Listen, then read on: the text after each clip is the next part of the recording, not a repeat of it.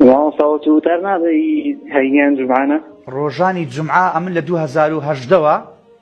لەلایەن وەزارەتی ئەوقاف و کاروباری ئاینی حکوومەتی هەرێمی کوردستان لە خوتبەی دوور خرایمەوە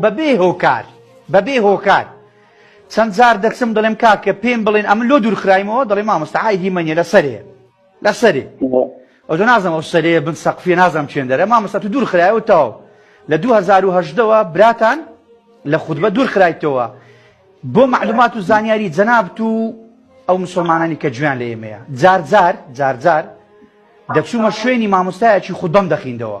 یعنی مامۆستایەکە سەفەری دەکرد دەچووم خوتبەم دەخیندەوە لەلایەن بەڕێوەبەراتی ئەوقافی هەولێر